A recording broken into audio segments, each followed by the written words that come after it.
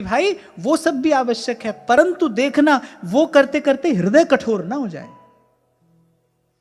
साथ में ये भी स्पष्ट कर दिया कि भाई ये भी मन में ना सोचे कि इसी से ही कार्य सिद्ध होगा।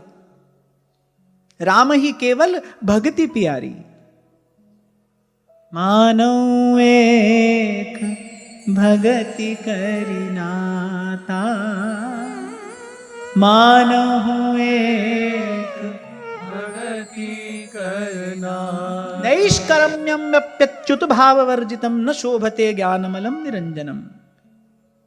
कितना भी सुंदर ज्ञान हो, भगवान की भक्ति के बिना वो सुशोभित नहीं होता। और आगे एक बड़ी पते की बात कही है, कहते हैं कहने जो स्वार्थ के लिए कर्म किया जाता है वो तो अपवित्र है ही, वो तो अमंगलकारी है।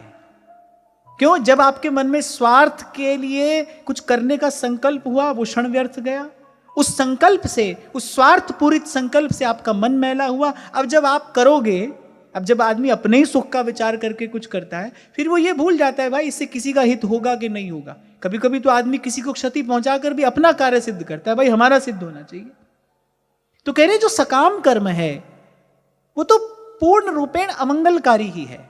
समय, शक्ति, मन की निर्मलता, पवित्रता सबका क्षय कराने वाला है, सबको नष्ट करने वाला है। फिर एक बड़ी बात यहां पर कही गई, बोले जो निष्काम कर्म भी है, बोले वो भी अगर करके भगवान को निवेदन नहीं किया गया, बोले तो भी उसकी शोभा नहीं है।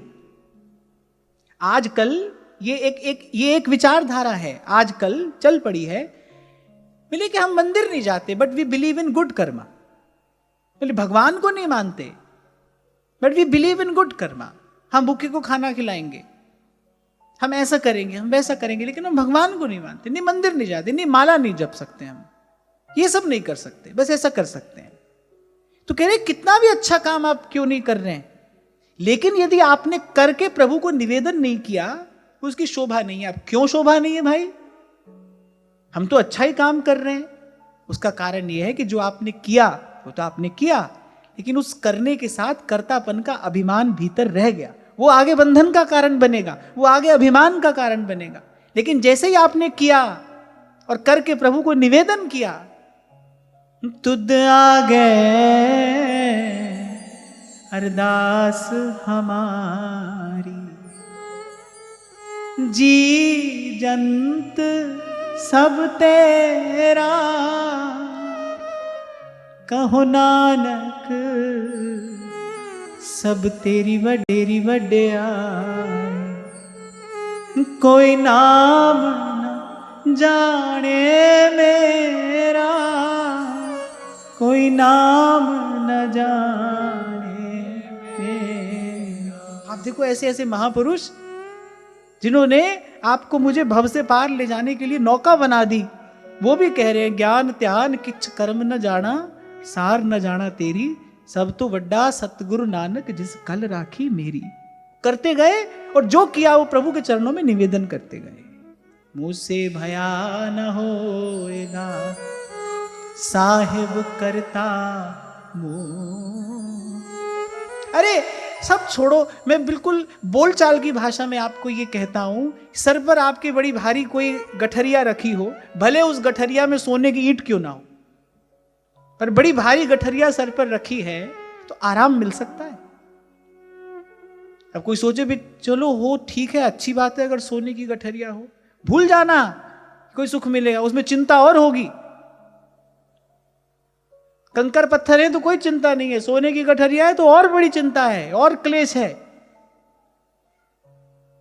कैसा भी बोझ सर पे रखा हो तो क्या किसी को आराम मिल सकता है? ऐसे ही कर्तृत्व है, ऐसे ही कर्तापन है, ऐसे ही मैंने किया, ये बोझ है।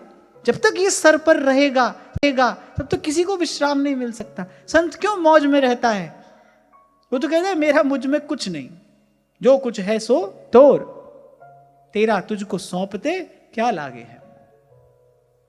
हमारे यहां कितना भी श्रेष्ठ अनुष्ठान क्यों ना हो, कर देने के बाद यही तो कहते हैं त्वदीयम वस्तु गोविंद तुभ्यमेव समर्पय, आपकी वस्तु आपको अर्पण है। हम तो बस आपसे प्रार्थना कर सकते हैं कि किसी भी प्रकार से आप हमको अपनी सेवा में बनाए रहें। तुद आ गए अरदास हमारी। और भाई समर्थ स्वामी रामदास जी ने छत्रपति शिवाजी को यही दृश्य तो दिखाया था।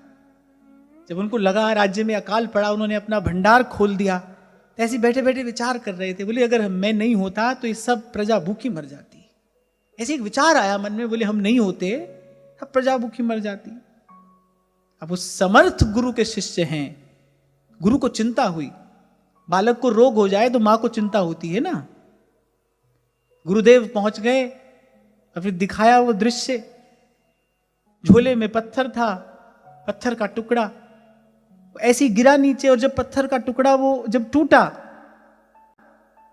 तो उसमें एक छोटा सा नन्हा सा कीट पानी पी रहा है। और छत्रपति आश्चर्यचकित हो गए, बोले यहां इसको जल देने वाला कौन है, किसने इसकी व्यवस्था कर दी यहां। और समर्थ स्वामी मुस्कुराते हुए कहते हैं, बोले अवश्य तुम ही ने की होगी, क्योंकि आजकल तो धरती पर दाता तुम ही हो, तुम्ही ने ये व्यवस्था की होगी।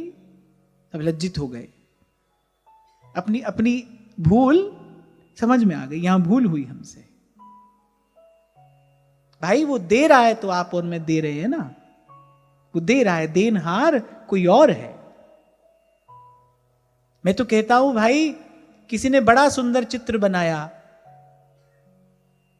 उसको बड़ा नाम यश प्रतिष्ठा मिली, पर वो ये न भूले कि इस चित्र को बनाने के लिए रंग मुझे प्रकृति ने दिए हैं। यहां कोई भी रचना आपकी मेरी नहीं है। प्रभु के बिना यहां कोई कार्य नहीं हो सकता, कोई कार्य नहीं हो सकता। छोटे से छोटा, बड़े से बड़ा कार्य आप देख लीजिए, प्रभु के बिना नहीं हो सकता, प्रकृति के बिना नहीं हो सकता। तभी हनुमान जी ने कहा, नाथ ना कछु मोर प्रभुताई, सो सब तब प्रताप रघुराई।